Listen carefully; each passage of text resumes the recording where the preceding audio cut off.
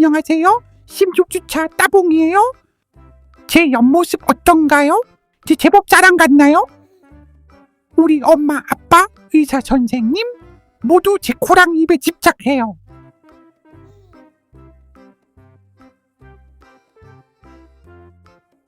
그리고 이제 저는 너무 커서 키보다는 머리, 둘레로 제 나이를 알 수 있대요. 엄마 아빠 닮아서 머리가 작지는 않은 것 같아요.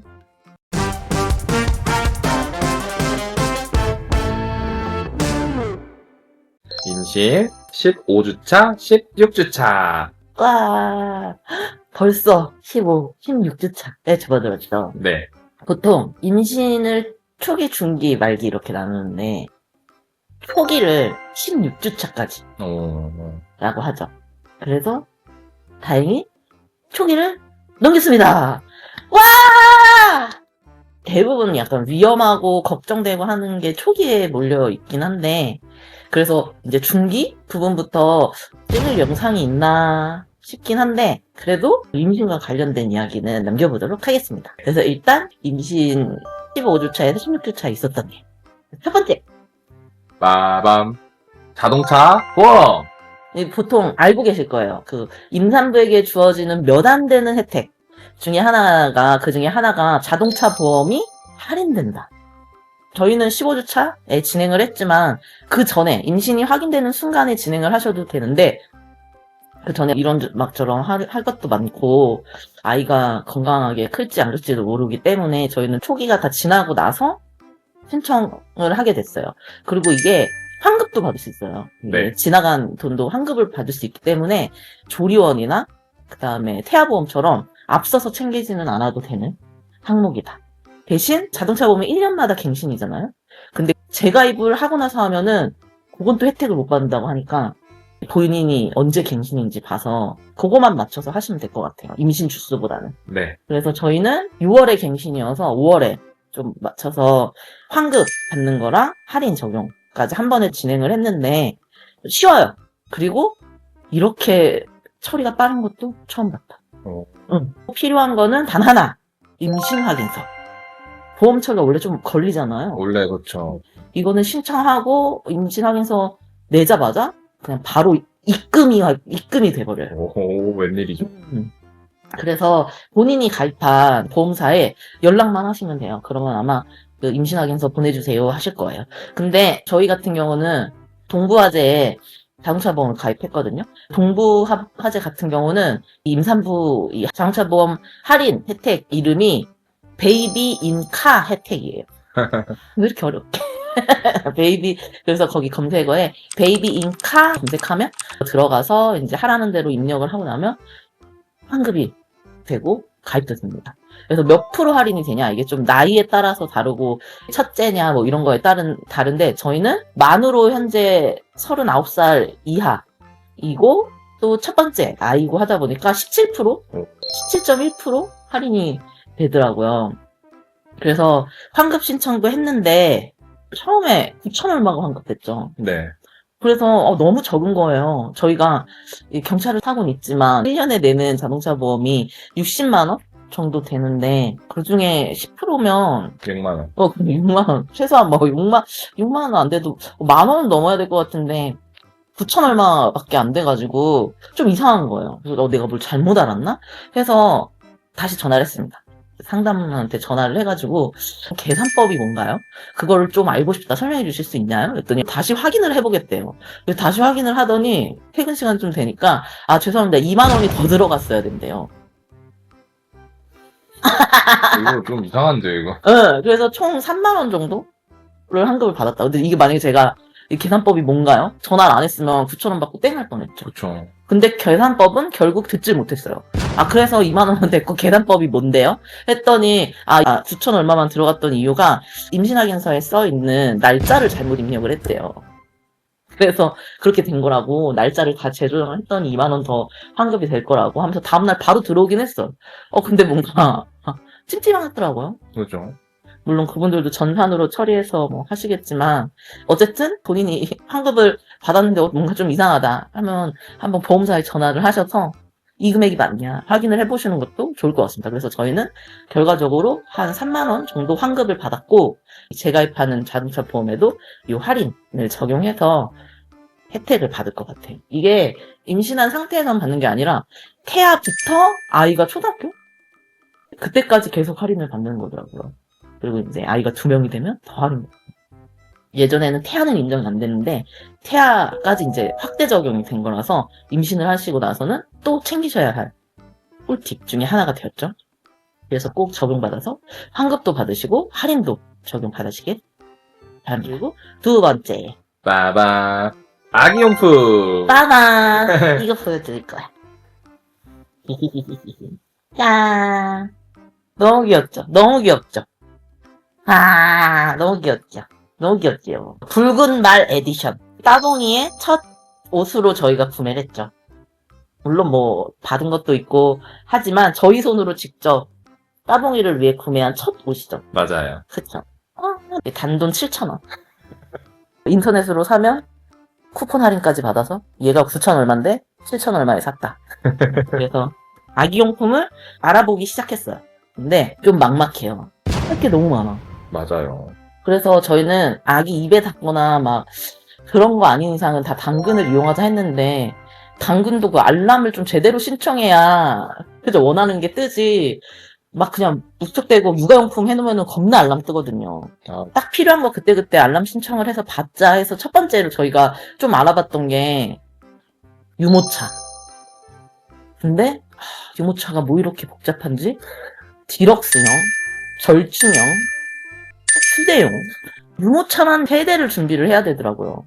디럭스형은 아기 태어나자마자 정말 아기들이 쓰는 흔들림이 적고 아기들이 이렇게 180도로 싹 누워서 이렇게 약간 이렇게 동그랗게 생긴 그런 유모차를 디럭스형이라고 하고 절충형은 이제 그거보다 조금 큰 친구들 등받이 쪽 이렇게 높여서 하는 게 절충형이고 휴대용은 말 그대로 아기 데리고 다닐 때 쉽게 펴고 쓰고 이렇게 약간 휴대용으로 조금 간단하게 쓸 수 있는 그런 유모차에서 총 3가지를 저희가 준비를 해야 된대요. 물론 이 디럭스형은 굳이 안 사도 된다 뭐 하는 분들도 있더라고요. 왜냐면 아기 때는 뭐 밖에 안 돌아다닐 예정이면 없어도 된다 하는데 어쨌든 그렇게 유모차가 3종류로 구분이 된다. 그래서 그거를 다 사자니 요즘 유모차도 비싸잖아요. 그리고 놀 데도 없어 사실. 그래서 일단은 휴대용은 많이 쓸 것 같아서 휴대용만 구매를 하고 디럭스 절충형은 당근에서 사자라는 생각을 했어요. 근데 그것도 또 종류가 엄청 많은 거예요. 그래서 전에 한번 동네 좀 큰 유아용품 매장을 갔었거든요. 응. 한번 봐보자. 근데 너무 많아. 몰라. 더 헷갈려졌어요. 응. 뭐가 뭔지 모르겠고, 그냥 저희가 인터넷으로 엄청 알아보고, 이 브랜드의 장점은 뭐고, 이렇게 해가지고, 딱 픽해서 실물을 보고, 뭐, 최종 둘 중에 선택해야지, 하고 가야지. 무턱대고 매장 가서 다 봐가지고, 픽하면 되겠지? No. 다 볼 정신도 없어. 사람도 엄청 많고, 물건도 커가지고 막 접고 피고 막 할 수가 없어. 그래서 인터넷으로 최대한 찾아보고, 마지막 진짜 실물 확인용으로 가서 이렇게 해야지. 그래서 아직도 유모차는 공부 중이다. 그죠? 네. 그리고 또 보니까 이미 애를 낳고 안고 오신 분들도 막 계신 거예요. 맞아요. 그때 돼서 준비해도 된다 하더라고요. 친구들한테 물어보니까, 유모차는 벌써 할 필요 없고, 진짜 애 낳고, 애 데리고, 가서 골라도 된다 하더라고요. 그래서 그렇게 급한 건 아니다. 그러니까 아마도 그런 분들은 대부분 디럭스는 건너뛰고 그쵸. 그 절충형이랑 뭐 휴대용 사러 오시는 네, 그런 것 같아요. 그래서 저희도 뭐 일단은 혹시 모르니까 디럭스도 그냥 당근으로 싸게 준비는 해놓을까 좀 고민 중인데 어쨌든 지금 유모차 공부를 해야 한다. 그리고 또 이 바닥공상 이거는 진짜 좀 여쭤보고 싶었어. 아기들 층간소음 뭐 이런 것 때문에 다치지 않게 하려고 바닥 이렇게 푹신한 거 깔잖아요. 틀을 까는데 그거 언제부터 깔아야 되나요? 저는 그러니까 아이가 나오기 전부터 좀 깔아놔야 된다는 생각을 했거든요. 왜냐면 그럴 일 없겠지만 진짜 아이가 떨어질 수도 있는 거고 침대에 있다가 구르다가 퍽 떨어질 수도 있는 거고 매트를 이왕 까는 거 좀 일찍 깔아놓으면 안 되나? 했는데 저희 주변 이제 친구 이미 아이를 다 키운 친구한테 물어보니까 필요 없다고. 그러니까 애가 아장아장 걸어서 층간소음이 생길 때쯤이면 깔아도 된다고. 벌써 그걸 찾냐 하더라고요. 어떻게 생각해요? 저도 그런 생각인데. 어떤? 애기가 좀 걸을 때쯤에 하는 게 맞지 않나. 애기가 부르면 어떡해요? 안 그러겠죠. 대리석 바닥이 아니니까 비슷할 거예요, 충격. 전 지금 당장 깔려고 시공을 알아보고 있거든요. 어떻게 이거는 좀 선배 맘들의 의견을 듣고 싶은데 알려주실 수 있나요? 바닥 시공을 언제 해야 되는지. 왜 애기 나오고 나면 바닥 시공하는 것도 쉽지 않잖아요. 그래서 바닥 시공도 저는 알아보고 있는데 이런 의견이 있어서 조금 주춤은 하고 있다. 그리고 또 성별이 확정됐잖아요. 성별이 확정돼서 장난감 같은 것도 그렇고 받기가 더 좀 수월해졌다. 그래서 주변에 이제 뭐 이런 거 필요해? 이거는 있을까? 하면 아, 됐고 필요 없으면 나에게 다 줘. 처분해도 알아서 처분할 테니까 일단 너가 쓰지 않으면 나한테 다 버려라. 해서 열린 마음으로 다 받아놓고 있죠. 자, 받아놓고 있고 애기 방 또 꿈의 생각에 아주 설레어 있다. 바닥을 공사해야 가구도 들여놓고 하는 거 아닌가요? 아, 아니 어떻게 다 꾸며놓고 나중에 바닥 공사하면 다 드러내고 다시 하나요? 아닌가요? 그래서 일단 제 아기용품도 쟁이고 있고 아기방도 꾸밀 준비를 하고 있다. 그래서 어느 정도 진행이 되면 이것도 보여드리도록 할게요. 그렇죠? 네. 그리고 마지막 세 번째 빠밤. 뭐예요? 바로 유방암. 유방 너무 무섭잖아. 유방 초음파.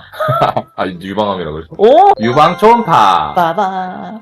이건 또 뭔 소리냐 할 수 있는데 그 아시잖아요. 임신을 하고 나면 가슴이 커지잖아. 그리고 막 스치기만 해도 아프다. 이거 공감하실 거야. 근데 저도 그렇더라고요. 막 스치기만 해도 아프고 막 이런 정도는 아닌데 저는 찌릿찌릿 아프더라고요. 대부분은 이렇게 꼭지스가 스치면 아프다 라고 하는데 저는 이렇게 군데군데가 이렇게 찌릿찌릿한 거예요. 근데 제가 그 전에도 건강검진을 하면서 좀 유방 쪽에 혹이 몇 개, 9개였나?가 확인이 돼서 몇 년 전에 혹을 제거하는 맘모톰 수술이라고 하거든요. 그거를 진행을 했었거든요. 그러니까 이제 혹이 잘 자라는 좀 치밀 유방, 한국인의 대부분의 여성들이 가지고 있는 치밀 유방이어가지고 혹이 자주 생기더라고요. 그런 유방인데 여기 이제 임신하니까 가슴에 이제 막 호르몬 때문에 이게 자극이 가니까 아, 혹이 더 생기는 거 아니야? 막 이런 걱정이 됐어요. 근데 이제 산부인과 다니기 급해서 사실 유방 초음파는 보러 갈 생각을 조금 못하고 좀 밀어놨었죠. 주기적으로 뭐 6개월에 한 번씩은 유방 초음파를 보세요라고 했는데 그 시험관 하면서 많이 못 봤어요. 한 2년간을 유방 초음파를 건강검진 외에는 보지를 못했었거든요. 그래서 계속 미뤄오다가 이제 임신이 되고 이제 좀 여유가 생기더라고요. 그래서 저희 산부인과 선생님한테 물어봤죠. 유방 초음파를 보는데 문제 없을까요? 임신을 한 상태인데 뭐가 문제예요? 지금도 초음파 보고 있는데요. 더 가까이 배도 보고 있는데 유방 왜요? 요즘 뭐 CT 이런 것도 가리고 찍으면 돼요? 왜요? 유방 왜요? 하시는 거예요. 쿨하게. 나 봐도 되는 거구나. 해가지고 이제 좀 16주 정도 돼서 여유가 생겨가지고 그 예약을 했어요. 근데 진짜 떨렸어요. 괜히 유방암이 걱정되는 거. 시험관 하신 분들이 유방암 잘 걸린대요. 호르몬 주사 막 이런 영향 때문에 애를 낳고 유방암 걸린 분도 있고 또 임신 됐다가 이제 유산이 됐어. 근데 가슴 이상해서 갔는데 유방암이었고 보고 나니까 또 막 왜 이렇게 찌릿찌릿하지? 찌릿찌릿하면 문제가 있다는 거였는데 막 이래서 그 유방 초음파 보러 들어가는데 너무 무섭더라고요. 그리고 여자분들 아실 거예요. 유방 초음파 진짜 오래 봐요. 보는데 자꾸 뭔가 캡처를 하셔. 자꾸 캡처를 하시고 계속 그 센치를 막 재시는 거예요. 안 좋은가요? 모양이 안 좋은가요? 아니에요. 그냥 뭐가 보여서 하는 거예요. 그래서 막 하는데 그 시간이 진짜 너무 떨리더라고요. 근데 결론적으로는 문제가 없었어요. 와, 진짜 너무 떨렸는데 진짜 막 손에 땀이 났어요. 근데 그 의사 선생님께서 하시는 말씀이 유방이 막 커지고 혈관이 확장되어서 이게 유선인지 혹인지 애매하대요, 사실. 임신한 상태에서는. 그래서 출산을 하고 다시 한번 오세요라고는 하시긴 했는데 그렇게 막 갑자기 문제가 되는 건 안 보인다. 일단 하셨고 그럼 저희가 왜 이렇게 찌릿찌릿하죠? 사실 너무 찌릿찌릿해서 왔다 걱정이 돼서 했더니 임신하기 전에 맘모톰 수술을 했댔잖아요. 임신을 하게 되면은 유선이 확 확장되면서 혈관이 확 커지면서 가슴이 커지는 거래요. 근데 그게 엄청 이렇게 착착 잘 늘어난대요. 그래서 유선이 확 늘어나야 되는데 저는 맘모톰 시술을 하면서 그 부분을 이렇게 제거하면서 거기가 암을 넣었잖아요. 그러니까 거기가 확장이 안 되는 거. 막혀 있는 거죠. 그렇죠. 굳어 있는 거죠. 그렇죠. 시술해서 혹을 제거한 부분이.